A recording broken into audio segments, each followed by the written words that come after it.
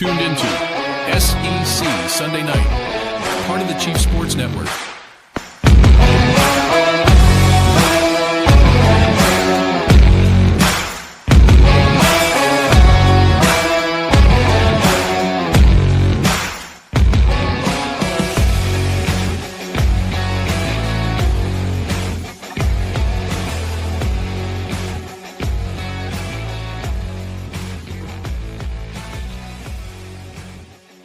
All right, grab your drink, grab your cup.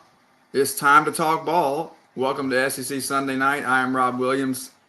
He is Craig McMichael. We, of course, have Casey Cregan with us. We're shaking up the order tonight, ladies and gents. Casey is here on the front end. Before we get to that, I'll let you know that we are proudly presented by Hewitt Damaduras Law, hdlawsc.com. Tens of millions of dollars have been won for clients by Brad and Dean. And if you want an experience where you're cared about, where you are family, where you're a real person, where you're not just a number in a stack, where every detail about your case is going to matter, then you come here to SEC Sunday Night and also go to Hewitt Damaduras Law, hdlawsc.com. They are on your team. All right, boys, we have made it to the college football playoff season.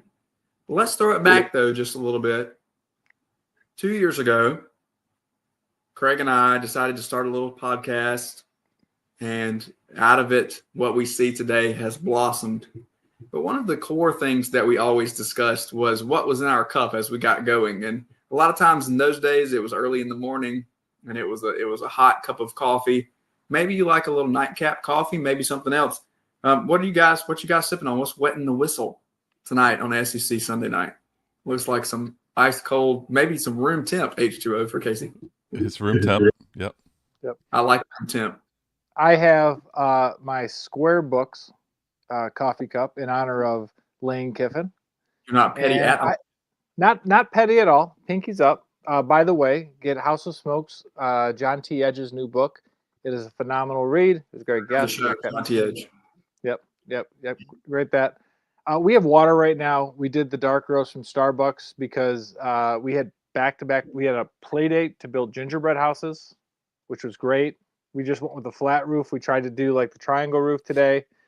That did not work. So I was, needed a coffee after that. And we went to a birthday party and then quickly scarfed my dinner before the show. So we just have water right now, but definitely needed some coffee about 2-3 hours ago.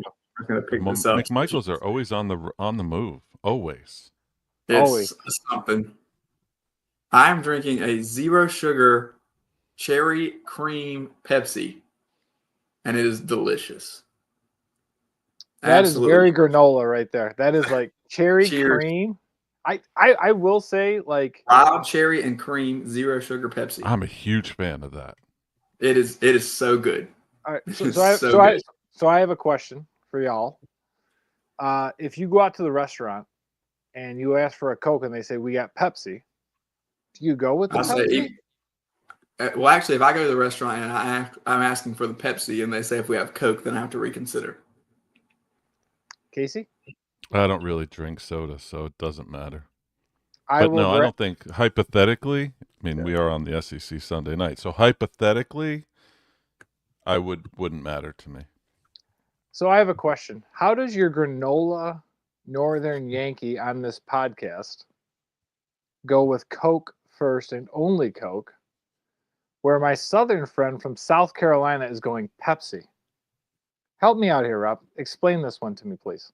Rob hates Atlanta. I don't know what to tell you, but I just, it's going to be the Pepsi for me. I was raised on Pepsi. We're gonna stick to it, my friend. Hit us up in the chat, Coke or Pepsi, and why is Pepsi not the right answer? Well, last week we talked eggnog in the chat, and I've had friends of the show all week still commenting about my love for eggnog. So I gave you guys the night off, and I'm not drinking any eggnog. We're going with wild cherry and cream 0 sugar Pepsi. So if I have haters are my motivator. No, I did the Southern Comfort Vanilla Spice. Oh, real eggnog. Gotcha. Yeah. I can do any eggnog is fine, but that vanilla spice is a nice little flavor. Do you like your egg like curdled, like when you go to drink it, or like how does it exactly work? It's not. It's not curdled. That Then is what not what it is. It's not what it is. I You're thought missing. I thought nog was another word for curdled is what I was thinking. So All right, are we ready for some boards here? can I be honest? I love actually bantering like this and not being like, oh my God, can you believe who got fired? Obviously, we haven't talked about what happened in Ann Arbor this week, but I'm sure we'll get there. Well, Fire yeah, everybody. Fire we can everybody. touch on it. We can touch on it, but at least it's not Ooh, watch it. Watch it. but it's not in our jurisdiction. It's not in the SEC. All right, let's move on to boards. Casey, take it away. Sure. We're going to start this week with Tennessee. MBG says Tennessee's about to win so many national championships because of our friend Blinghampton Vol. He says national championship loading. We win it all in the next 3 years. Hype has shown he's willing to make the right choices to put us on top.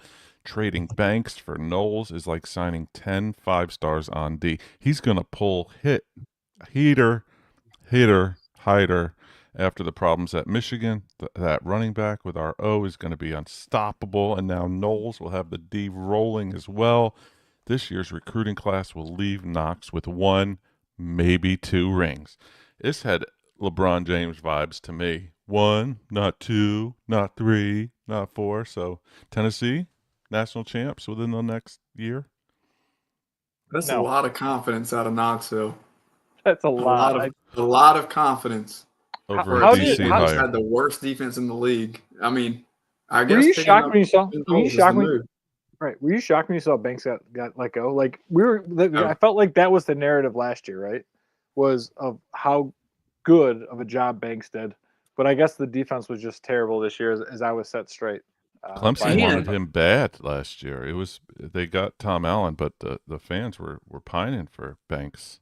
Yeah. And here's the thing too, Craig, that we have to keep in mind. This is your point. This has become such a trigger happy society where we're firing people left and right, and if things don't go well immediately, in the recency bias is very, very strong. Yeah. There's with this national championship loading, there's not anybody thinking about what happened last year with Tim Banks. They were concerned about what happened right now. It's time to move on so that they can get a national championship defense, and there was Jim Knowles. How did Penn State's defense look this year with Jim Knowles? Just curious. All righty. I mean, you won out after year 1. Well, I know his boss got fired, but Yeah. That's me Yeah, being okay. mean. All right. I would just like to say before we read this one that Craig picked all of the boards this week, not me. However, he also commented to me on X when I was tweeting about Jeremiah Love not having a good look on SportsCenter when they asked him about the college football playoff. Craig replied and said that I needed to let it go, and then 24 hours later sent in a Notre Dame board. All right, go ahead. Sorry, I just needed to preface it with that.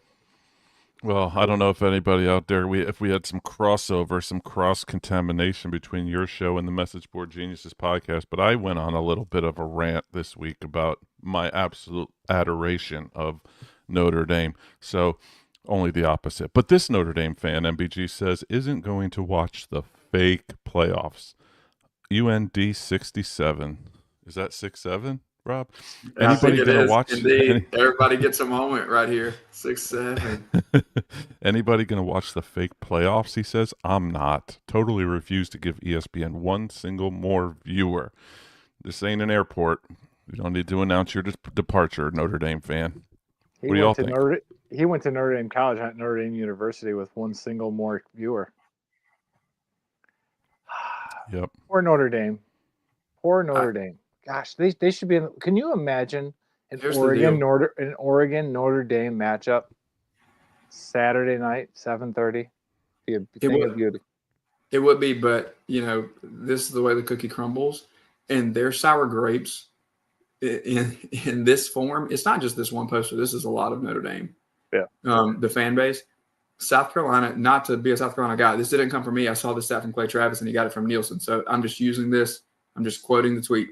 South Carolina averaged more viewers per game than Notre Dame this year. So does Notre Dame's lack of watching the playoff really make a dent? in ESPN's bottom line? I think not. Don't tell them that, Rob. What was that? What was that number? Yeah, That Friday night number though. That Friday number was probably one of the. We should have, if we would have done some research, we could have looked at what was that Friday night number versus Saturday for when they played Indiana last year to open up the playoff.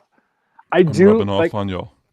I know. I will call bananas on the idea that all of these athletic directors are suddenly going to boycott Notre Dame. Oh, we're not going to schedule them because they have the mandate that if they're in the top 12, they're going to make the playoff. Sorry, it's still Notre Dame.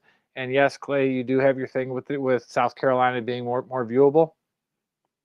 ESPN wants it. The college and universities want it. They either want to go to South Bend or they want Notre Dame there. So, and listen, here's the benefit of playing in South Bend, and I'm talking to you, Paul. Those fans are kind of like, you just can pay them for their tickets. When Georgia went there a few years ago, half of Notre Dame Stadium was all red. So, they're just scalping anyway. So maybe Notre Dame's not even real fans. That's the point that I think half of what you said I agree with and half I disagree with. I agree that you can talk about the good stuff. I can agree that you can scout their tickets. I disagree. And Joy went there this year, and she didn't have the best things to say about the environment just in general. And that was one of her 14 stops. There was 2 stops this year, Iowa and Penn State, that were not SEC. Actually, I take that back. She also went to Georgia Tech. So 3. She went to Ohio State week 1. SEC stops.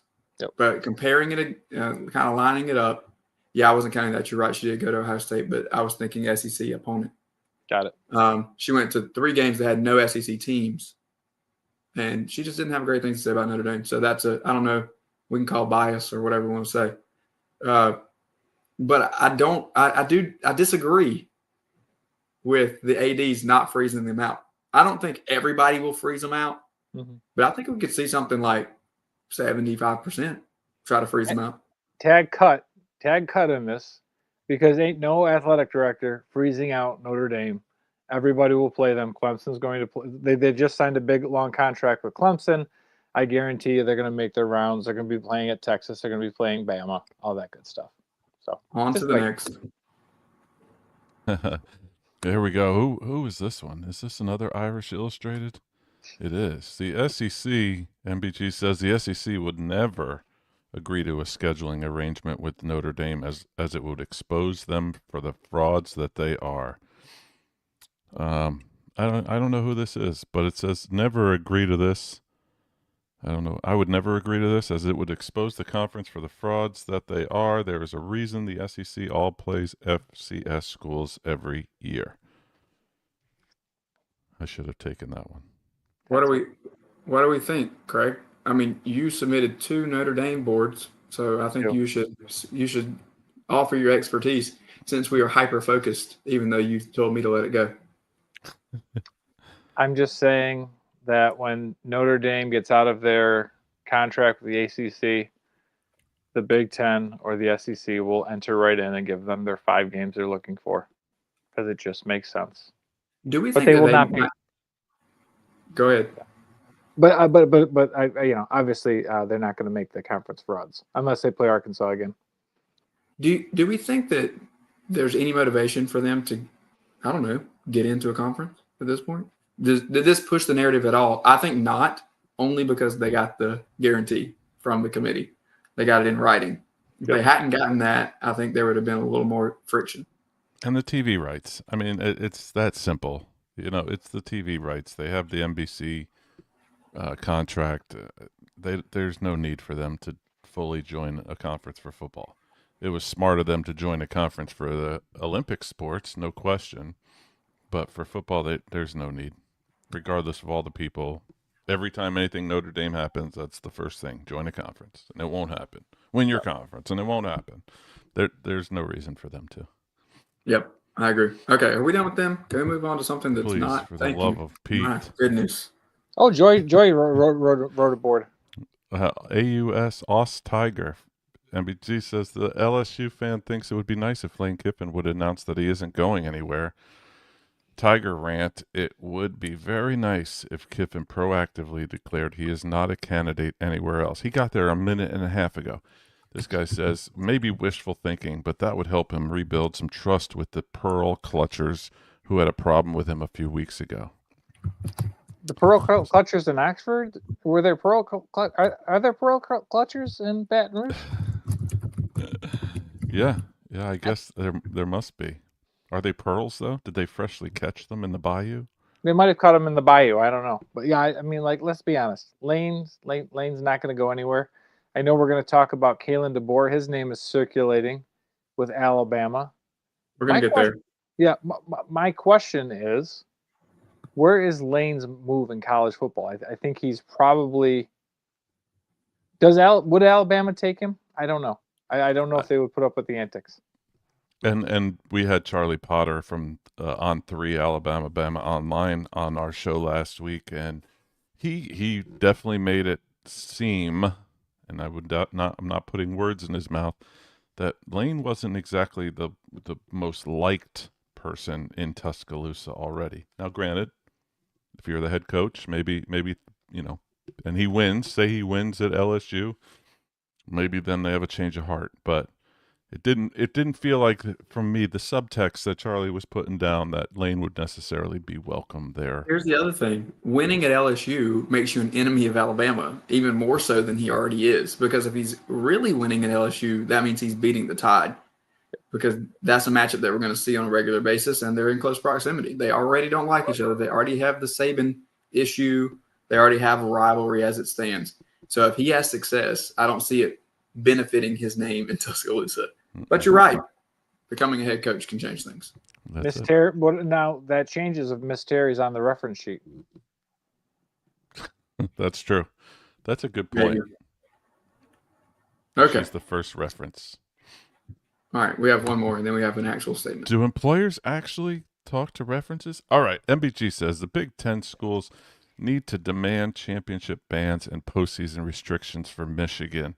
This comes to us from Bucknuts, an Ohio State board, and our friend Legal Alien says they ran an illegal sign stealing operation, destroyed evidence, suspended a head coach, then elevated another one who was fired and charged with felony home invasion plus stalking and breaking and entering because low character keeps getting rewarded in that program. Meanwhile, Ohio State had 12 games wiped away over a tattoo scandal with zero competitive advantage. The Big Ten has to step in and impose real sanctions now, and member institutions should be demanding championship bans and postseason restrictions. And honestly, if the conference can't control Michigan or hold them accountable, it's fair to ask why they should be in the league at all. Protecting this isn't integrity, it's enabling. So is the Big Ten enabling Michigan? Absolutely. Because nothing ever bad happened at Ohio State. No, they were with Notre Dame, probably visiting touchdown Jesus. But you do look at it, and I think, so this is why I brought this board up. Michigan has an institutional control problem. Like, if you look at it, basketball is number one in the country. Hockey is number one. Yes, football won a national championship. But what was the cost? And, this is me growing up 30 minutes from the big house most of my life, everybody a big Michigan fan around us. We always heard about that Michigan was different, that Michigan was something more and was something bigger. And it seems like that ideal, Michigan, sold their soul in 2020 to basically do whatever they could to be competitive. And now you have and now basically all the turkeys are coming home to roost. I want to know from you guys, does Ward Manuel survive all of this, or is it probably time for them to find yet another Michigan man? I don't know that that's going to be the case. I don't totally disagree with you as it pertains to Ward Manuel, but, I mean, what we have gathered and mining your intel this week and asking some questions up in that area is that it doesn't look that way as of right now. There are question marks for me, though, as some speculation surrounding this current situation with Sharon Moore is that there was knowledge of a request for mental health assistance, and then the way that the firing was gone about did not really match that request. right? Yeah, they're doing an investigation, like a third party investigation, because obviously the internal investigation led to where we are today. But if the third party says institutional control issue, Ward Manuel doesn't have a choice. The president's going to have to make a move. True. Yep. I'm just call me skeptical. And that was the thing, right? Like we've seen reports out there that when Ward fired Sharon Moore, that it was just him and Moore in the room. There was no HR, there's no security. Yep. It's like, Yep. And again, it's like you're flying pretty high to the sun. Bo Schembechler is revered. He's thought of as very highly on the Michigan campus, and he has his own controversy. And this is where that idea of the Michigan man comes from. And you almost wonder, like, the only time they've really broken away from that Michigan man was Rich Rodriguez. And basically, the big blue wall, I think, sabotage. Rodriguez had his own challenges and had his own problems. But I don't really feel that Rodriguez ever got the full administration support.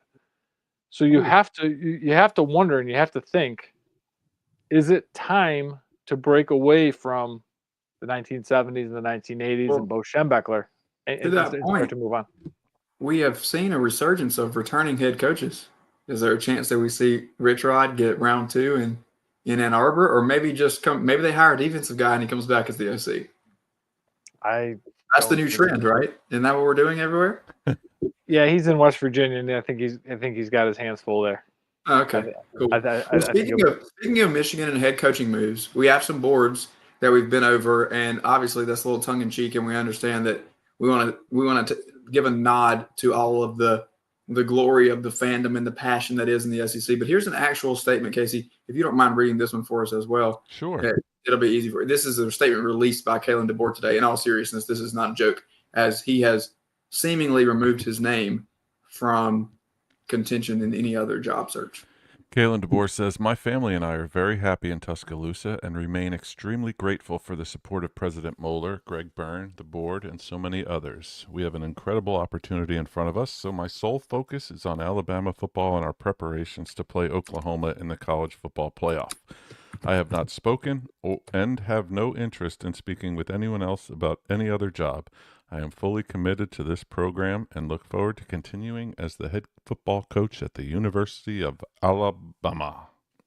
So does that mean he's going to the NFL if Alabama gone. loses? If Alabama loses next Saturday? He's gone. He's going to be the new Jets head coach. It's a Yeah, lose-lose. Isn't it a lose-lose when they have to put out a statement like this? Because, if some NFL team comes with $18 million a year, like, I'm sorry, you're going to go. Yep, you're going to go. I think That's probably just in response to Michigan, though, right? Yep, I think because Kenny Dillingham, I think, was close with that. Like, I think he was rumored, and he's getting a new pay raise. Moved practice up a little bit. Said he wanted to work on his basketball game, but I think he was making sure he was getting paid. His staff was getting paid. It was funny. I was poking at Maggie Johnson earlier tonight on Twitter because Eli Drinkowitz, his name came up for the Michigan job. Love that look, to be honest. I think he needs more looks. I think he should have gotten a more serious look at Penn State. The question for me is Maggie right? Like, is there some level of he likes it in Como? Because I don't think that he interviews poorly, and I think his resume on the field speaks for itself. So if we don't see him connected to this job a little more strongly, I'm going to start to believe that maybe he's holding out for something big in the SEC, or he's just really happy where he's at. But like, I think it's also too like what we talked about with Lane Kiffin. Kiffin's shtick works when you are a client, right? Like you're the underdog because you've got that chip on your shoulder. You lose that chip at LSU the same way that I think Eli loses that chip at Michigan, where you kind of become like what Lane is now, right? Lane is not the funny guy on Twitter anymore. Lane has become Darth Vader, right? He's become like, oh, no one can stand him now because he's at that higher level. And I wonder if that would be for the same for Eli. I think Jed Fish, he just wrapped up his season last night at the LA Bowl with, I think there was 10 people there. I think that they said. I think that's the name probably to take a look at Michigan. That guy's been rumored to go everywhere. And he only stays for a couple of years at each place. He's like an NFL guy, right? You just keep and go. Like I think he like always just He's has like a Rich bag ready. Bisaccia. Yeah, but the thing is, Look up the name he's Rich actually, Bisaccia and look I up don't know how his to spell resume. Bisaccia. Is there a Q in it? Do we have time to read his resume? You know, I think the thing about Fish is that he's been successful at those stops, though. So he's been able to elevate programs, and so teams are going to think if we can bring him up a rung. And to be fair, let's look at the trajectory of how this would go. If we go from Arizona to Washington, do we agree that's a vertical move? Slightly, but a vertical move. Mm-hmm. And then you go Washington to Michigan, another tier up. It's stereotype climbing the ladder. Is Washington that bad of a job? Where they are like, are they kind of like in that Oregon stand right now, where they need someone to kind of flex, kind of like with what Lanning's done, because Oregon was in this spot for a while, right? Like that was always like the stepping stone, that almost was like finishing school. Has Washington become finishing school for Kalen DeBoer in Alabama, possibly Jed Fish in Michigan?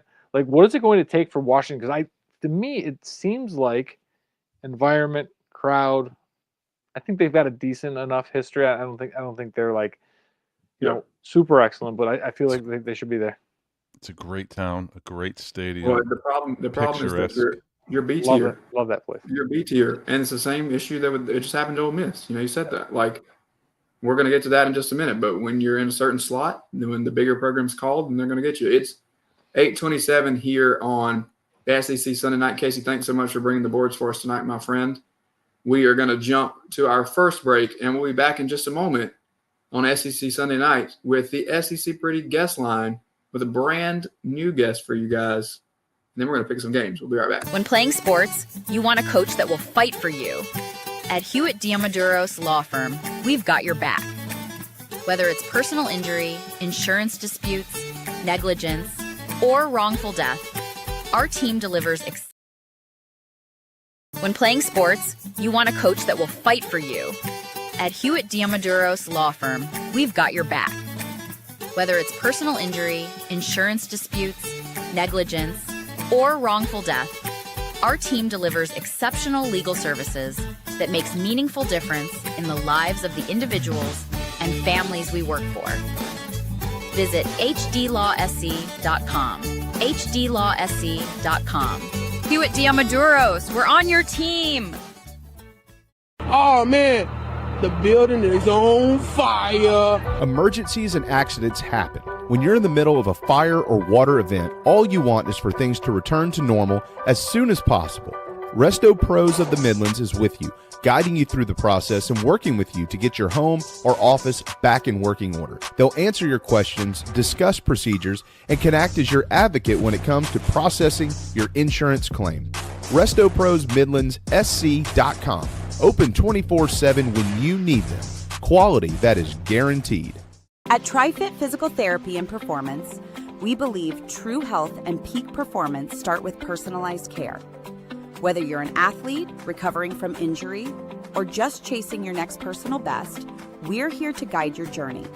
With expert coaching, hands-on therapy, and transparent cash-based pricing, you get the care you need without the insurance red tape. One client drove 100 miles just to see us and said it was worth every mile. Contact us at trifitperformance.com or 803-353-5619. TriFit Physical Therapy and Performance, where recovery meets results. Yo, what's up? This is SEC Sunday Night, part of the Chief Sports Network.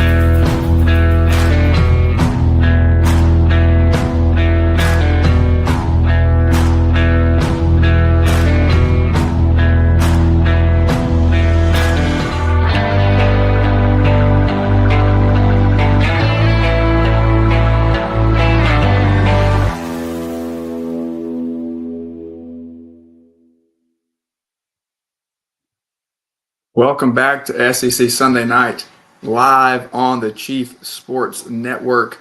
That was It Just Means More, Genius, brought to you by Message Board Genius and the MBG podcast, hosted, as always, by our friend Casey Cregan. I'm Rob Williams. He is Craig McMichael, and we're here with you every Sunday night on the Chief Sports Network. We're also, in addition to X and YouTube, where you may be watching, we are on podcast as well. So remember to subscribe and to like and to review that. And now, continuing the theme of SEC Pretty, we don't have Joy with us tonight. The season is over, and until next week, the regular season is over. We'll have her back on site, but the name still carries on as the SEC Pretty is bringing you our guest line. And as I said before, a brand new guest with us tonight, an old friend from It Just Means More Football and Coffee, now with us on SEC Sunday night. Hey, how are you guys? Craig, What's up, Alex? How are you, sir? Making it. Thank you guys for having me. Pretty stoked to be on tonight. Just ready to talk some Lane Kiffin. So the last time we were talking, you were in the House of the Rising Sun. Now you are back over here with us. I want to just say Alex is one of my dearest friends. We had a couple of cold beverages this summer. Enjoyed our time together. He has a Substack. Alex is what some have called a young Wright Thompson. He has talked about his travels, especially in Southeast Asia. So we will make sure to share that out there. But Alex, my friend, Ole Miss Rebel that you are, we start with one question: Coke or Pepsi? Out of all the questions I was expecting, it wasn't that one. And that's why. I've been on a crazy Diet Coke kick lately. But I think above all of that, Dr. Pepper or Mr. Pibb, which is making a comeback now. Where is it, Mr. Pibb making it? Mr. Pibb is not making a comeback anywhere. Please. Mr. Pibb is not in Fanville. Stop it. We have Mr. Pibb all over San Diego right now. Pibb Zero Sugar. I'm a big fan of it. So I'm back on kind of the soda train. So it's a problem. Look at this guy. Zero Sugar, Mr. Pibb, Diet Coke. Pinkies are up. And I do have to say one quick thing before we get going. I say to our friend Nash Graham, 1384, Pepsi and Coke were both founded in the South, Craig. That may be true, sir, but when the waitress asks you, what kind of Coke do you want? It's not Pepsi. Anyway, moving on. Good to have you, my friend. I want to see, how are you holding up? There's been some turmoil in Oxford, and you were there. You were there with Brother Hugh, so you're not, you were used to some of that turmoil. How are you handling the Lane Kiffin exit and the unveiling of the Pete Golding era? I'm holding up, but the Lane Kiffin exit, you can't hide from it. It hurt. It hurt deep, I'm behaving better, I think, than I would have a couple years ago. Big shout out to my girlfriend for keeping me grounded with stuff like this, reminding me that I don't need to ruin my Saturday every week if Ole Miss plays bad. But it's been tough. It's a tough breakup. Definitely, it was 90% of the time he was there, it was a good relationship. Both parties were meeting each other's expectations. There was winning, there was money, it was a good show in Oxford, and it ruffled a lot of feathers. So people don't love to see a good Ole Miss team. And this past couple weeks have been tough. But I'm optimistic for the Pete Golding era. I think he's closer to a Mississippi man than Lane Kiffin ever could be.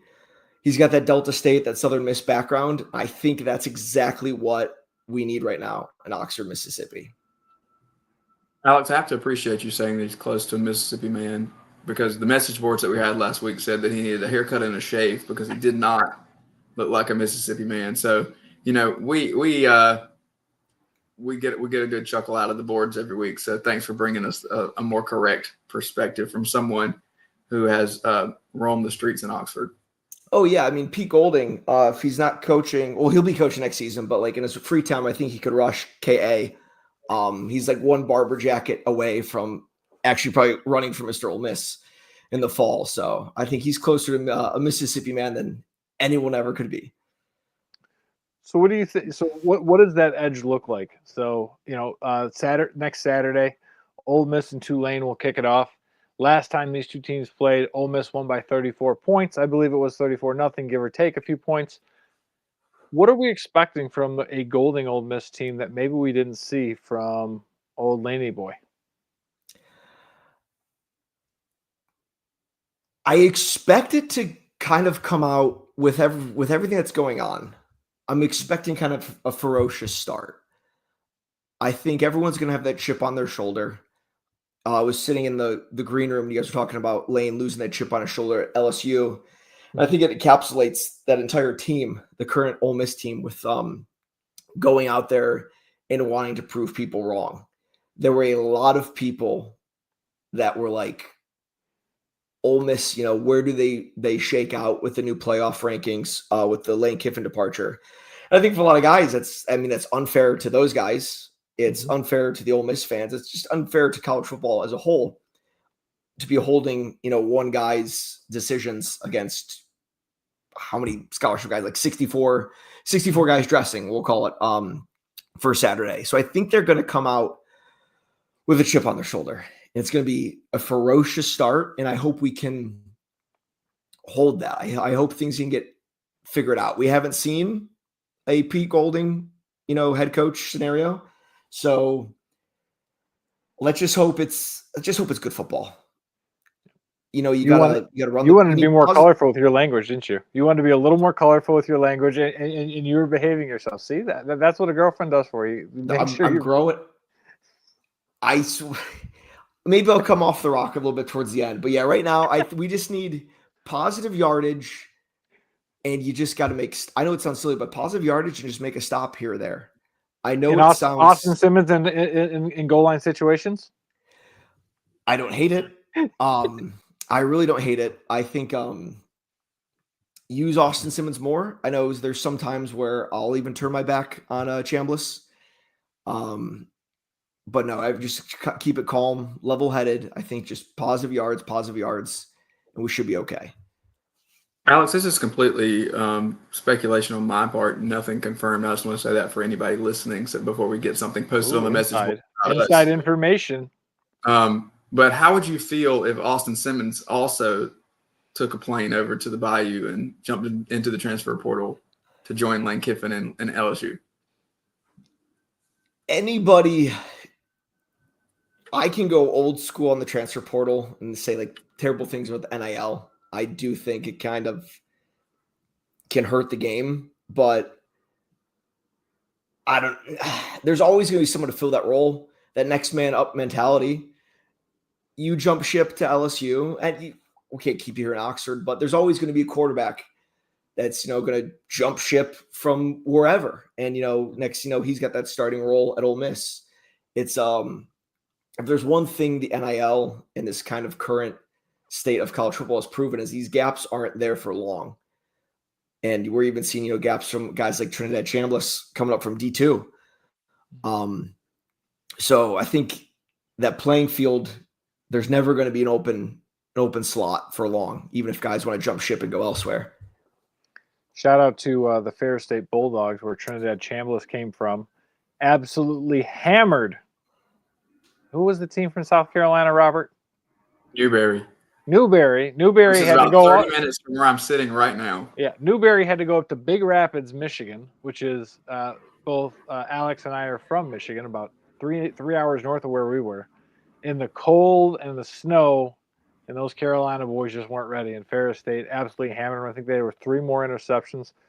I tell you, I know we were talking about Michigan earlier, and we're totally going off the rails here, which Rob's going to get very nervous about, Alex. So don't worry about going off the rails. It's okay. We have 6 minutes until our next break, so you spend them however you would like to, Craig. Oh, and also wow. Hello to Craig Godwin over there in the chat, our good friend. Nice. Continue. If Michigan is looking to zag when everyone else is zigging, Tony Anise, who's done an excellent job moving up from the high school ranks all the way up through the community college ranks, now the D2 ranks, I think he'd be a fantastic hire, a nice bridge gap to reset the culture, reset the standard at Michigan. Breaking from Casey here, Newberry message board saying they were robbed by the referee. So, and actually I do have I know the star linebacker on the Newberry team, and I did not speak to him personally, but a third party spoke to him on his way up, and they were talking about how much they were going to bundle up. Just to your point, Craig, that they were in a totally different world. It's going to be 18 here in the morning, but that's the coldest that we've gotten all year. It's going to be -6 here tomorrow, so take your 18. And Rob, and Alex, what's it going to be in San Diego tomorrow? 75? Probably, it's been a balmy 60 and foggy here lately. Oh, but you yeah, poor still, guy. not terrible. Yeah, we can handle that, Alex. Don't worry about it. Okay, so my other question as it looks to Ole Miss, obviously you talked a little bit about Golding and what the expectations are in the immediate time. Craig and I are going to pick in our next segment these first round games, and I think that I don't want to put words in his mouth, but I'll spoil it a little bit and say I think that the Rebels are safe as far as my pick goes. We'll see how we go against the spread there, but let's forecast to next year, Alex, and say, is this going to be a long-term investment in the Golding era? Is that something that you can see as speaking for the Ole Miss alums as a whole?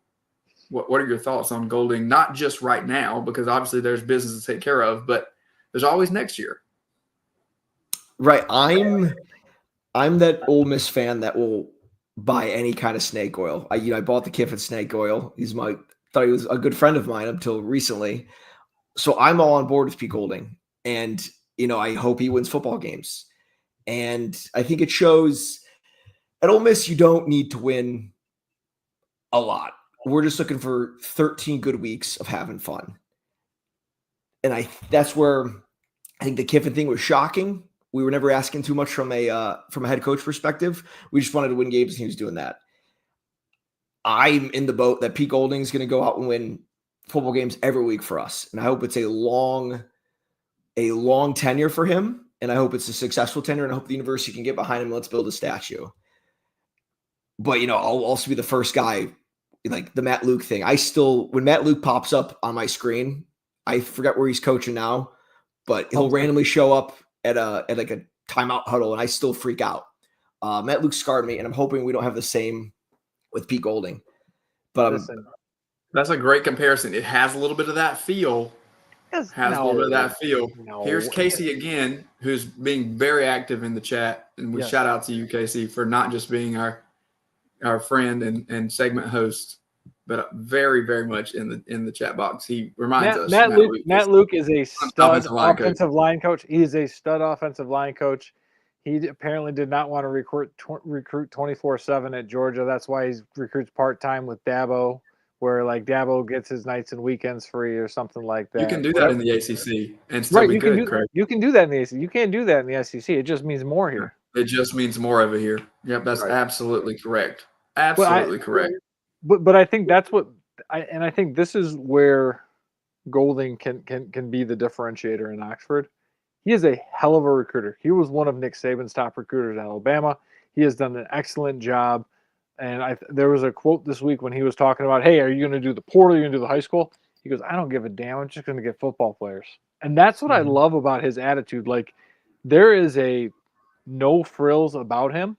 I would say there's 0 F's. We can imagine what the rest of that word is.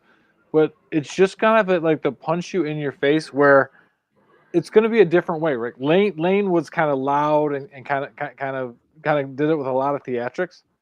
I think Golding just wants to win football games, and so I think that is going to be interesting.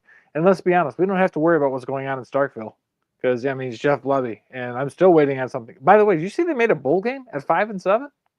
Are they celebrating that down on the farm? I did not. I am so behind on the bowl games. Apparently, there was bowl games on yesterday. I just watched Army Navy, and next thing you know, I saw the LA Bowl. You guys were talking about it. I did not know that was even going on. You could have gotten to LA. Come on, San Diego to LA is like what? 4 hours? Only 2. I should have been up there. It would have been one of 11 people in attendance. It would have given you a free ticket. So yeah, exactly. Gronk was there, and it was actually some impressive football on the part of Washington. So, but the other 2 games, Gronk, it was hosted by Gronk. Why the hell is he hosting a bowl game? The official title was the Bucked Up LA Bowl hosted by Gronk. He was on the field. He did intros, met with the teams. They had him in the booth to talk about what his responsibilities were. He was in the parade promoting it, like lots of stuff. Were there more people in the parade than there were at the bowl game? Not sure. Not sure. Where's your research at? All right, Alex. I got a question for you. Yes. How far do your Rebels go in the playoffs? Because we are not going to be friends come New Year's Day when 8 p.m. Eastern, 7 p.m. Central, 5 p.m. Pacific, the Dogs and the Rebels meet in Nolans for the Sugar Bowl. I mean, we look at the pod tells me everything. That's okay. Yeah, because again, I'll buy anything. I am disgustingly always all in on Ole Miss football. It was a real good game. We chatted about it last time Ole Miss played Georgia in the regular season. I believe you yelled at me for jinxing them because I'm like, hey, they're playing well. And then you're like, you just jinxed them, Craig. They stopped playing well after you called me to talk about it. So I think, but there's something special about New Orleans. There's something special about Ole Miss in New Orleans. Always traveling very well to New Orleans. I've been to a few Sugar Bowls in my tenure as a fan and a student. What's your record? Anything can happen in the Big Easy. So I think, let's not get overlooked Tulane. I was at the Ole Miss Tulane game 2 years ago where we saw Quinshon Judkins and Dart, and they kind of played us well for a bit. So let's get past Tulane. But I think that Ole Miss Georgia game without Lane Kiffin, it'll be tough. But again, if we can, you love a good team of destiny. And there's no better team of destiny that, was kind of kicked to the curb by their own head coach going into the playoff. And, you can't make Marvel movies forever. So we need a new story. So why not this be the story? Why not the 2025, 2026 Ole Miss Rebels going all the way be the story? Absolutely love that. He's putting me on mute on January 1st. He will not be taking my calls on January 1st. Yeah, we will talk January 2nd, January 3rd. I love it. Ole Miss team of destiny. The real question, who will Craig really be pulling for? Because we know that his allegiance is fluid. And so there could be a situation where he hops on the bandwagon team of destiny. We're going to get to a break. Alex, thanks for joining us. And also, look at that mug. Look at him. Here's the thing in the SEC Pretty Guest line here. Alex is with us. Remember that. It is 8:47 here. Alex, if you're going to watch the rest of the show and or tune in, or maybe you'll get it on podcast. And for those of you who don't know, we are there on podcast, YouTube, X. So we're on Twitch, and you can watch us anytime. This next segment is going to be one for you, though, because we're going to pick these first round games, and I think you'll be pleased with what I have to say about the Rebels and where I see them going in round 2. This is SEC Sunday night. We'll be right back after this. At TriFit Physical Therapy and Performance, we believe true health and peak performance start with personalized care. Whether you're an athlete recovering from injury or just chasing your next personal best, we're here to guide your journey. With expert coaching, hands-on therapy, and transparent cash-based pricing, you get the care you need without the insurance red tape. One client drove 100 miles just to see us and said it was worth every mile. Contact us at trifitperformance.com or 803-353-5619. TriFit Physical Therapy and Performance, where recovery meets results. When playing sports, you want a coach that will fight for you. At Hewitt Diamaduros Law Firm, we've got your back. Whether it's personal injury, insurance disputes, negligence, or wrongful death, our team delivers exceptional legal services that makes meaningful difference in the lives of the individuals and families we work for. Visit hdlawsc.com. hdlawsc.com. Hewitt Diamaduros, we're on your team.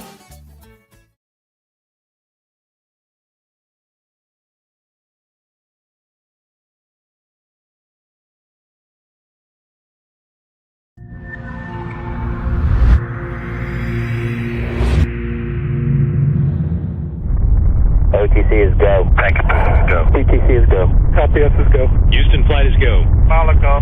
FTM is go. Safety comms is go. STU is go. LRD is go. SRO is go. CDR is go. Launch director, NTD, our launch team is ready to proceed at this time. It's SEC Sunday night, presented by Hewitt Diamaduros. Visit hdlawsc.com. It's go time.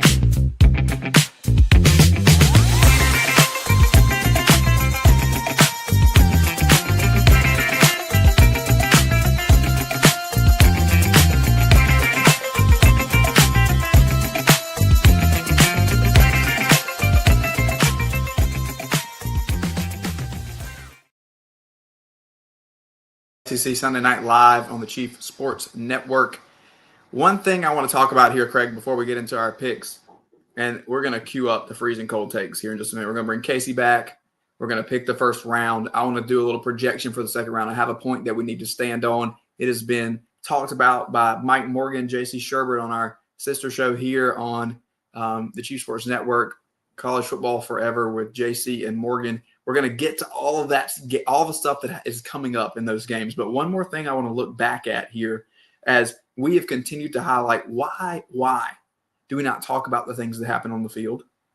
We talk so much about coaching changes, about NIL agreements, about transfer portal, about scheduling, about the college football calendar as a whole, about the decisions of the college football playoff committee. But then it just feels lackluster in these types of discussions when we're trying to talk about the games on the field. But I maintain that we show up to talk about the things that matter. College football is a sport that is rooted in tradition. We need bowl season. We need college football conference championships because slowly but surely things are slipping out of our hands. And you and I split coverage of the Heisman Trophy this year. And what is more prestigious and traditional and rooted in the heart and soul of college football than the Heisman Trophy? Well, I think we have a problem, Rob. Yes, Craig. You've said it. It's the calendar. We had a bunch of awards come out this week, and our guy Tony Saragusa was at all of them. He's looking good in the tux, looking good in the bow tie. Is it the right time for these awards? These awards are supposed to be a culmination of the season. And we had Army-Navy on Saturday. It was a phenomenal game, by the way. Just fantastic football game. It was great to watch, but we also had a bowl game on at the same time as the Heisman. Yep. So, I think that this goes back to the question of, I think for this show, we are worried about the play on the field. But because we have an hour and a half or so, ish, we think about, what are those storylines from the week? Sometimes that involves the field. Sometimes that involves Brian Kelly getting fired. Sometimes that involves Lane Kiffin getting fired. And when I look at the Heisman, there was no storyline this year. It was hard. You and I both read, we wrote did it that every single week. We wrote it every single week. We would know more than anyone what the storyline was like and how difficult it was. The only people I can think of that are better at formulating a clear argument for something are Brad Hewitt and Dean Domaduras. You should call them if you need them, by the way. HDLawSC.com, proudly presenting SEC Sunday Night. It's Hewitt Domaduras Law. But behind them, it's you and me making an argument for the Heisman because it is slipping day by day from our fingertips, as are many of the traditions of college football. Is it time, Craig, that we just step back and accept that there's going to be some changes and just enjoy and revel in the things that we love while we still have them? I feel almost like I need to just really make some extra time in my schedule for bowl season this year, because what if this is the last one that we have? I feel like I need to just soak it all in while we've got it. What I think what's going to happen is we're always going to have bowl season, because what we do see is TV viewership is there no matter what it is, whether it's that bowl that used to be, remember that bowl that used to be in Tampa Bay? God, that was a terrible, just a terrible look, terrible feel. But the ratings work. And I think what's going to happen is the same thing you saw in the 2020 season with COVID, where basically if you had a pulse and you wanted to play, you could play in a bowl game. We have a lot of 5 and 7 teams coming in there. We've seen a lot of the coaching staffs. I think, Baylor has checked out. I guess Notre Dame, from what I've heard, has checked out of the bowl season. I heard rumors there. I think the bowl games are always going to be there, and I think they're important. Our guy Drew Crabtree had a really cool, we did a pick'em segment with our writers. Our family used to always do that too. Like we always would have the bowl picks, and we're just picking those games. But it's just fun to watch because think about it. I'm out of school come Friday afternoon. I am looking forward to just being off for 2 weeks. I can turn on the bowl games. It doesn't matter if it's 3 o'clock, 4 o'clock on a Tuesday. We've got a bowl game there. It doesn't matter if it's the MAC versus the Fun Belt. It's there. So I think it's going to be there.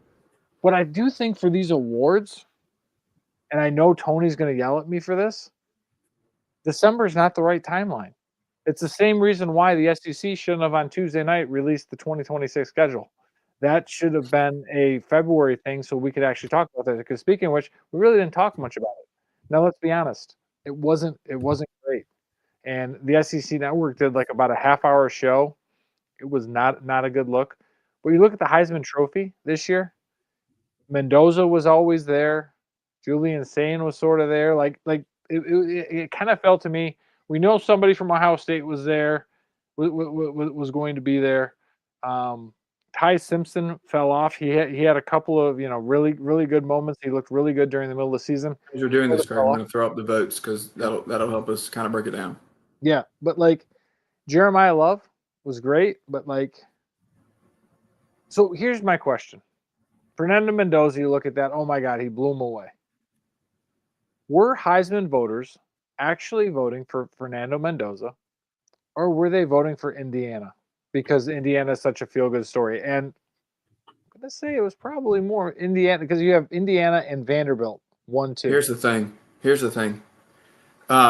I looked deep into these numbers towards the end of the year and really try. And you wrote this column the first half of the season. I wrote it the second half of the season, and I was really trying to break down how we're getting here. Because first of all, the statistics for all of these players were subpar in comparison to past Heisman winners. We did not have statistical anomalies with any of these guys where they were hitting this top tier number. There were no records broken. In fact, it was almost the opposite. We were way below the average line here.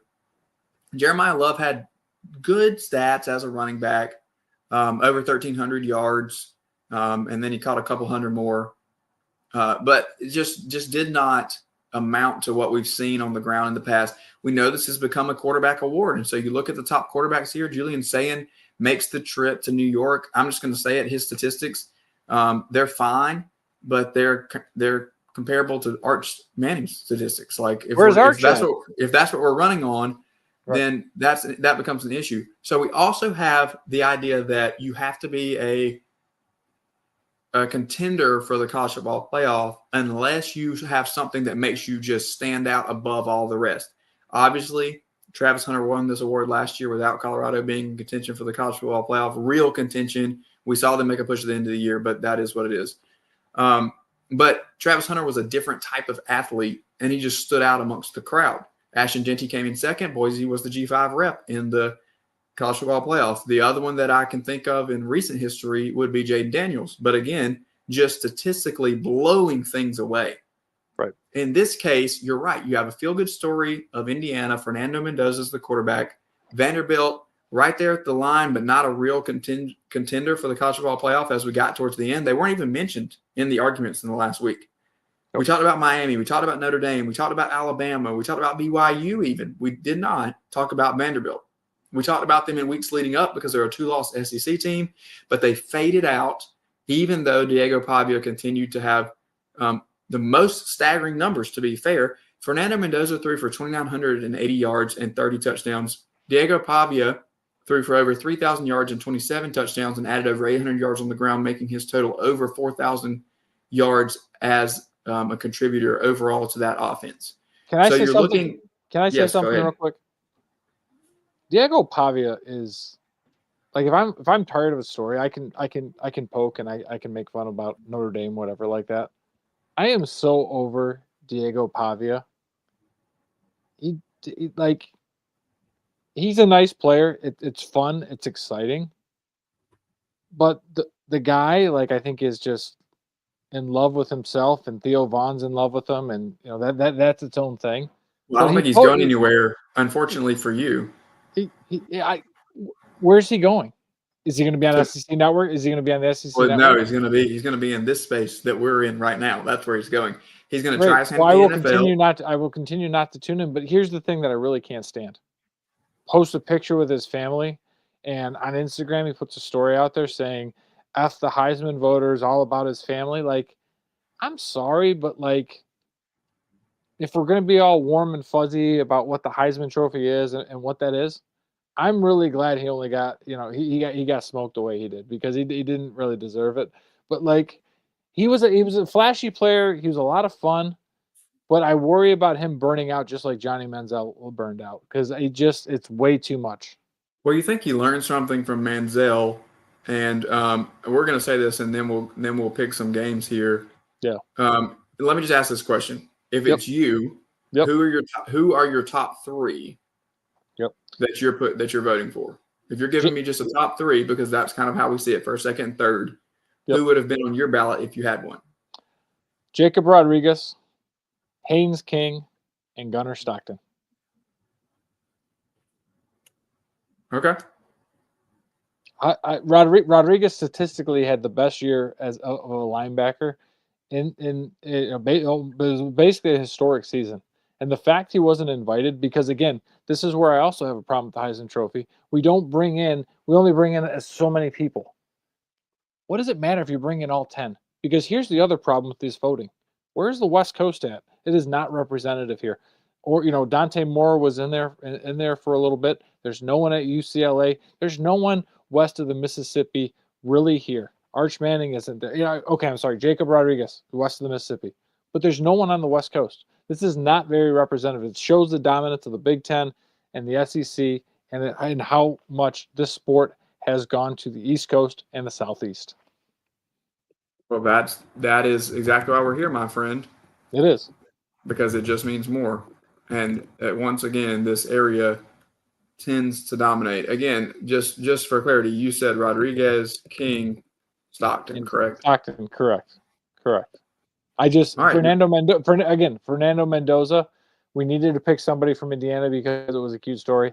I don't think he did anything statistically overwhelming to do that. What was the score of the Big Ten game? 13-10. And Yeah, if that's Ohio's not a Heisman moment. That's not a Heisman moment. I don't care what anybody says. No. That you did not have a Heisman moment there. His Heisman moment was the comeback, and that was the most clear-cut moment I think that we had all year. Yep. The throw at the end of the game, because that's very clutch. Heisman moments have to burn into your brain, and that one does. But you should have multiple. Not the Big Ten championship. No, he looked horrible in Iowa City against the Hawkeyes. So if there's a Heisman moment from all of your memory, any year that stands out in your mind, what's the first one that comes to your mind? It's Charles Woodson, that one-handed interception, where he's like grabbing it up here, grabs that interception. To me, Charles Woodson was that differentiator. And I know he didn't play for the New England Patriots, so he probably wasn't on your number one list. But to me, it's always Charles Woodson. The one that sticks out to me is the Manziel spin out of traffic in the backfield and flinging it in Tuscaloosa for the touchdown against Alabama. That one will forever be burned into my head. All right, Craig. You were probably in diapers when Charles Woodson make that interception, so let's be fair. That's also actually accurate. Okay. Let's do what we're here to do, right? We've got 4 games this week. Let me say this for everybody who's here listening. We're going to be on the air on Friday and Saturday, so make sure that you're tuned in with us. In addition to our normal Sunday broadcast, we're going to have some fun with some friends Friday leading into that evening game between Alabama and Oklahoma. And then on Saturday morning, we'll recap it and we'll look across the day to see how things are going to pan out. So we'll be right here available for you guys, breaking down those playoff games with a little bit of extra time. So not just SEC Sunday night, this upcoming weekend, we're going to have 3 days. 3 days, Friday, Saturday, Sunday, with a little bit of action for you on each and every day, so that we can really drive into the playoff. Yeah, grab your coffee. All right, Craig, we got 4 games to look at. Next weekend, we'll look at the 5 bowl games. We have 5 bowl games to watch in the SEC that are non-playoff games. We're not going to look at those tonight. We're just going to look at the 4 first-round playoff games because they're coming up. Let's begin with, I think, what is the most obvious pick. James Madison is a 21.5-point dog at Oregon. We're picking here against the spread. Do the Dukes Why are cover? we picking against the spread? We haven't picked against the spread all year. Because it's too easy to pick Oregon and Ole Miss over G5 teams. Am I wrong? I don't know. Billy Napier is going to be on the sideline. And Billy Napier once said, scared money. Don't make money. All right. Don't make money. We have to I think Dan Lanning probably it has confidence. Will he put up like 63 in this one? Is he going to win like 63-7? Well, you tell me. Does James Madison cover 21.5 No, in Eugene? no. I think Eugene is going to be rocking. Shout out to our good friend Emily Taylor. I'll be rocking my Go Dogs Cup all next weekend on the show. No, I think Oregon absolutely hammers James Madison. Bob Chesney's already thinking about, Westwood. Billy Napier's there. They're thinking that's a good hire. I'm not really sure what they were thinking there. Apparently didn't want their coach to get poached again. So, no, I think the Ducks absolutely smash James Madison. I kind of agree with this one. I don't think this one's that close. I think I can see something like 24 points, maybe like a 34-10 type of game, because I think Lanning may throttle down, because I think this one's going to I think this can be like a 28-0 or a 27-3 early, like second quarter type of deal. And then you're just throttling down and running the ball. And on the opposite side of that, I think James Madison's going to have to try to chunk it around a little bit, which may not end well, because I think that while we've seen this James Madison team be competitive, mm-hmm. and Josh Pate said it's a bad argument to say that we don't want G5s in the college football playoff because they might not be able to be competitive. And I agree with that, because the one time somebody has a one-score game in the fourth quarter, that argument's blown away. Yep. And is it possible for this next game we're going to talk about to be a one-score game in the fourth quarter? Yes. However, I don't know about the personnel on a Dan Lanning defense against an offensive line at James Madison. We know that football games are won in the trenches. Let's go back to basics. When I think about Dan Lanning, I think about defense. I think a little exotic at times. I think he's going to send something every now and then. And if you're dropping back to pass a lot because you're behind to an Oregon offense that's put up some points early in the game, I think you're setting yourself up for a kill from the mind of one Dan Lanning. So, yep, I will counter. I'm going to counter your throttling argument. I think Oregon's going to take a page out of Ohio State's book from last year, where Ohio State absolutely smacked Tennessee. I think you go and make a statement, because what you want to do is you want to get your team feeling really good and ready to go as you go into the Rose Bowl again for a second straight year against the Big Ten champion. And this time you go and you smack them, you return that favor. Okay. I want to talk about second round here as we close out, but let's go along with our games here for just a moment. Sure. Tulane, round 2 in Oxford, 17.5-point favorite. Dogs to the Rebels, which we've talked ad nauseum, right? This is Pete Golding. We got Charlie Weiss Jr. back. He brings back a lot of the offensive staff. So you're going to kind of keep that offensive groove together, other than the mastermind. How much does it matter that Lane Kiffin is not there? How much of the focus can this Rebels team maintain? Trinidad Chambliss says we have a game to worry about. We're not distracted. Yep. Let's go ahead and call BS, because it's impossible not to be a little bit distracted. But I think there's some juice, no pun intended, for this Rebels football team, because they rally around Pete Golding. Yep. Do they have the game day magic with Charlie Weiss calling the offense that they have had with Lane Kiffin? That's the only question mark for me. You're not even going to talk about Tulane. I'm about to right here. Okay, I do good. think Tulane covers. I think Tulane covers. I think this is like a 14-point game. They're 17 What and a about half the distraction? point dogs. What about the distraction of John Summerall? Like, he posted that weird pic this week of like the house divided. I've got Tulane and I've got the Florida. I'm working 2 phones and I've only slept 2 hours. Like, I wonder about where he's at and then where the team's at. With Tulane, I'll be more worried about him than the team, which is a little concerning. Yeah, I agree. Like, I think it's really hard to balance, and yeah, I guess it's commendable that he stayed with the team and Tulane allowed him to stay with the team. I just, again, like we talked with Alex about, I see Golding as like this ultimate motivator. He doesn't say a lot, but when he says something, you really feel it. And I could see some big like FU energy to Lane Kiffin and him riling up the boys. And this, I think the Vaught is going to be loud. The Grove is going to be rocking. I believe Joy is going to be in Oxford next week. I think SCC Pretty is going to have a phenomenal time in Oxford. But I think the Vaught will be rocking. I think it's going to be very chaotic, and I do see Ole Miss covering this one, taking care of business. I don't think it's going to be 34-0 again, but I could see something like a 34-10, something like that, still covering that 17.5 point spread. Write it down, friends. Write it down, friends. We both have Oregon covering the 21.5, and then a split here. The game in Oxford, as I said, Tulane will cover. Craig thinks that Ole Miss will cover the 17.5. All right, now let's get interesting, because this noon game on Saturday I think is the most intriguing matchup because it has the most possible scenarios of any of these games. Miami at Texas A&M has more unpredictable variables than any of the other three games. I know that you feel some type of way about both of these teams, but you cannot disagree with me that this one is the most unpredictable. Texas A&M comes in a 3.5 point favorite at home.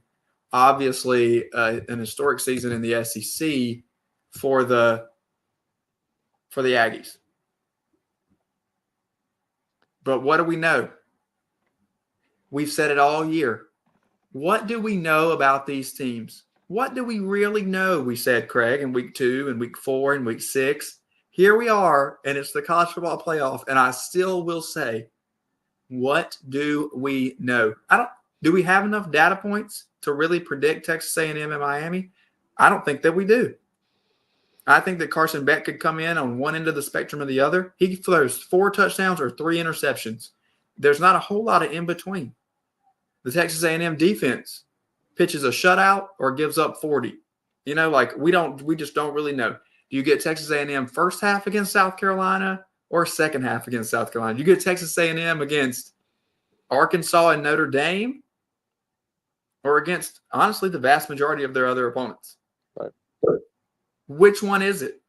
I think Marcel Reed is a streaky player as well. And as much as we've seen big moments from him, he doesn't make mistakes that jump off the page because they're major turnovers. He just misses throws.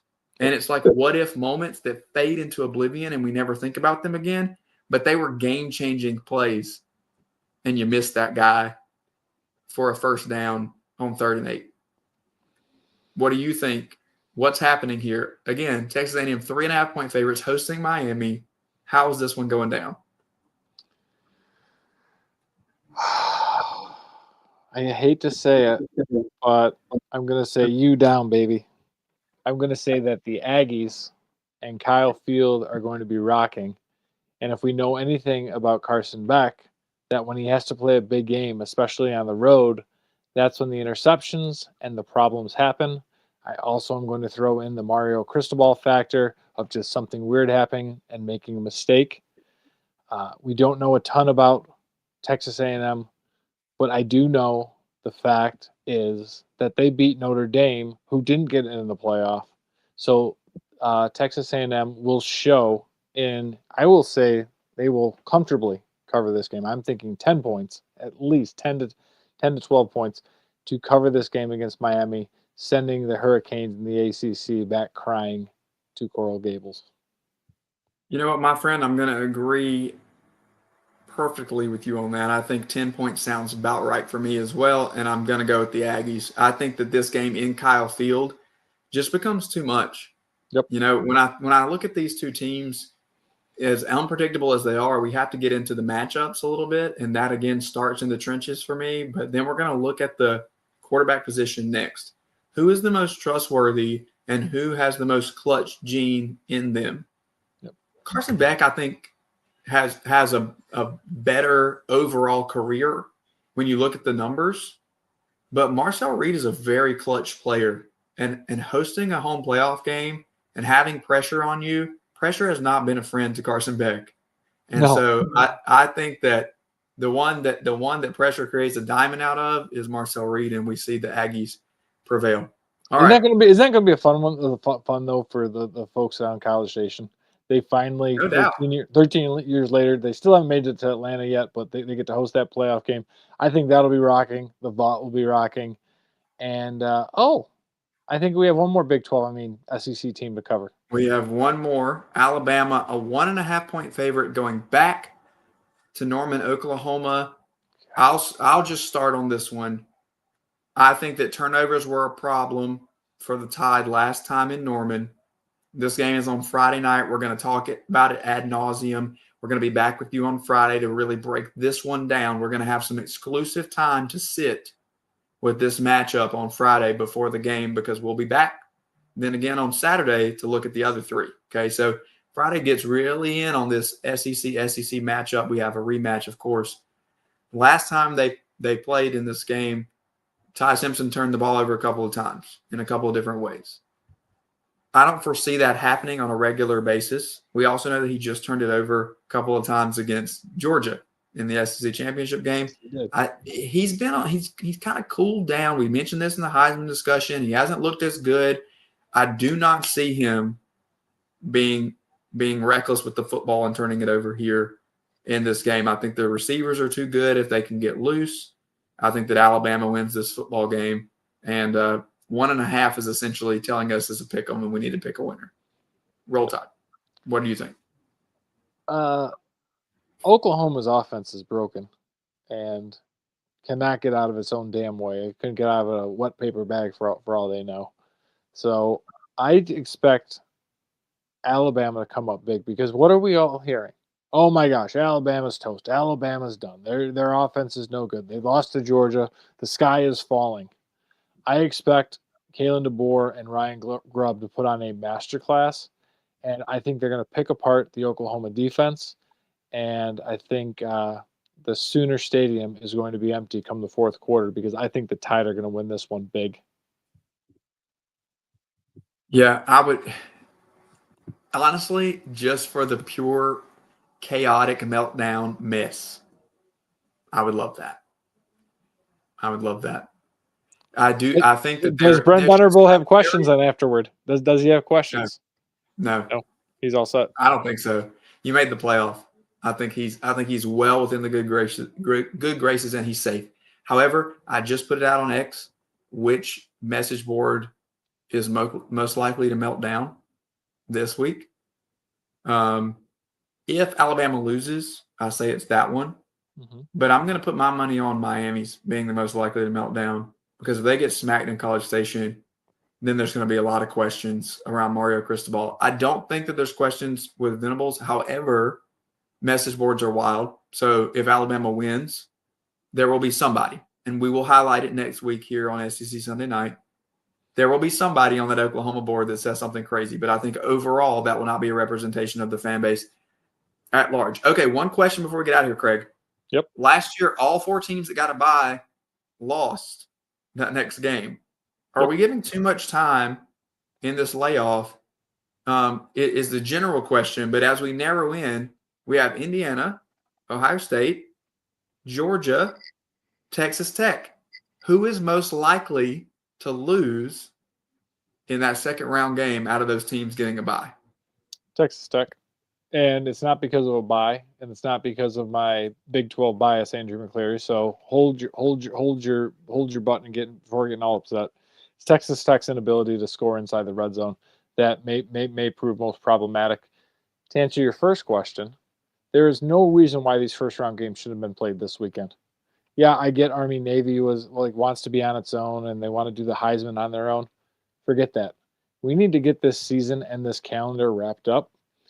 Right after the conference championship games, you go and you play your first round games. Quarterfinals are next week. Play the semifinals the weekend after. January 1st, we crown ourselves a champion and call it a day. Can we just go to 16 and then eliminate byes and give the top 4 are going to be your home teams? Like, can we just give conference champs home games or the top 4 seeds home games or however we want to reward that? First two, because what if you do the first 2 weeks? First 2 games, the first round, and then the quarterfinals are all at home, and then you just play the semis and the finals at both sites. Do you agree with me that we should not have bye weeks if we go to 16? they'll have to work out something funky if that's the case. Why don't I just want to play? I want to play it straight up: 1 versus 16, 2 versus 15, 3 versus 14. So you're playing 17 straight weeks then? If so, say you're Georgia and hypothetically. No, I say you take this week off that we just took off and then start next week and roll. So everybody will get 1 bye week. I think 1 bye week is fine. Yeah, 1 bye week is good. The whole field gets a bye week to recoup and get ready, and then you play it out. I think that's fine. I think don't that's want fine. 1 through 4 with another bye week. No. And then we're playing 5 versus 16 and 6 versus 15. No. I don't want that crap. That's going to get too funky. 16 is a good number because it's a good number it's because it's divisible. That's why everything else does 16. This is not a unique take. JC has said it on JC and Morgan. Mike Morgan has said it. I think JB has said it on Inside the Gamecocks. Everybody here on the network, I think, is in agreement. Go to 16, play it straight up. And kiss the SEC championship goodbye. I agree with you. Texas Tech is the most likely to lose. You don't even want to go there, do you? Well, we already talked about it, and I think it's real. I think it's real. I think you're right, and I think it's realistic. Yeah. I just don't know. We'll see. I think Indiana. I think Indiana gets knocked out too. Because to be honest, like theoretically, like you could see Oregon coming in and smashing Indiana, just like Ohio State did Oregon last year. I think. Yeah, but isn't it Oregon? Isn't it Oregon, Texas Tech? Am I wrong about that? Yeah, I'm sorry. It is for whatever reason. I had Oregon as the 8-9 game, and it is not correct. So here's the thing about Indiana and Ohio State. They're gonna get the still the better matchup, I think, because don't you get Georgia, Ole Miss round 2? Yeah, Georgia, Ole Miss round 2. Watch out for that one, Craig, because this Georgia team is built on defense. The defense is coming up. Blue collar on offense. We don't know what we're getting from this Ole Miss football team. If they can still score without Lane Kiffin, that was going to get real dicey. Have you seen Kirby Smart in press conferences? Have you seen his look? He is locked in. Don't let him get cold. A month off will do a lot of things to you. No, he is not going to get cold. So not stop clutching. Listen. I have a lot of confidence in who and what Georgia is right now as a team. I think they are as dangerous as anybody else. I will gladly take them against Ohio State if that's what it's going to be in the semifinals. Georgia is my pick to win the national championship this year. We'll get to this, and it's time to get out of here. But Ohio State, Texas A&M, if that's the matchup, is pretty interesting to me too. Because if you have a hot Texas A&M team that's playing the type of defense that we've seen them play, we just saw what happened to Ohio State in the Big Ten championship. If you can limit them to under 20 points, all bets are off. We don't really know what that would look like because I don't know that we have enough data points. And you're going to get a month off from the Buckeyes. And what if they get cold?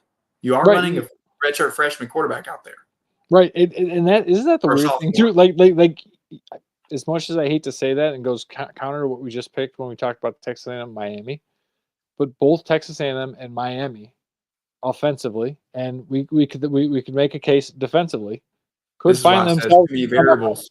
Right. There's just so many variables, but you could see them finding a way in that, they win that first round. They catch Ohio State in the right way. God help Ryan Day if that happens, but they could be in the semifinals. No problem. All right, this has been SEC Sunday Night. We got our picks in. We're ready for it. We'll be back on Friday.